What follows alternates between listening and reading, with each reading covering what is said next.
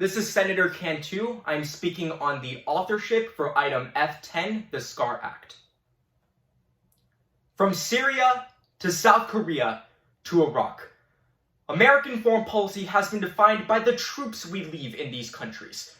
But in the case of the Sahel, it has been defined by what we have left behind. One long-standing scar of violence and vengeance.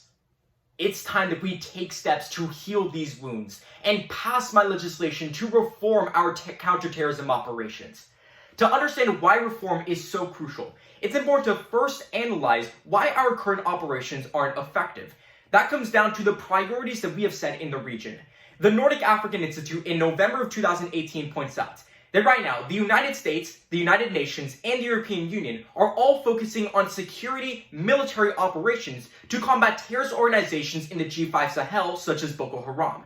However, as a result of an increase in military operations, that's led to a trade-off in which there's been a decrease in developmental assistance during that same period. But that hasn't come without its drawbacks, because when we start to take a more militaristic approach, that only leads to a more militarized region. And as the International Federation for Human Rights in November 2018 quantifies, in Mali, which represents 40% of all of the violence, due to careless action on the part of American military troops, we've seen 500 people dead and 15,000 displaced in just the span of 1 year alone. But its implications extend well beyond the communities impacted. It also leads to a cycle of violence and terror that the US cannot combat alone. Because when we are the ones that are wiping out entire communities, they have nowhere else to turn but extremism.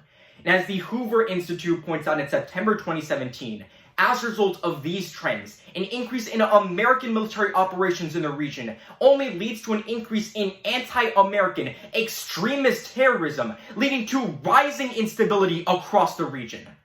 We've been spending so much of our time trying to fight terrorism, but if we truly want to see those that are striking fear into the hearts of people, we need only look to our blood-stained hands. This legislation provides the final solution to all of our problems in the region.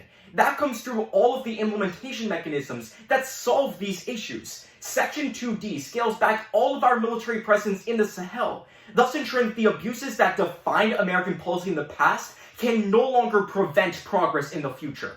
But on top of that, Section 2C gives them crucial developmental assistance that gives them the assistance in areas most needed. As Matthew Bouquet of the Institute for Development of Durable International Relations in 2019 outlines, that an increase in aid for infrastructure and education leads to rising economic opportunities, thus fighting the cycle of violence that has plagued the region for so long. That's the way that we help them, not through guns, but through developmental assistance.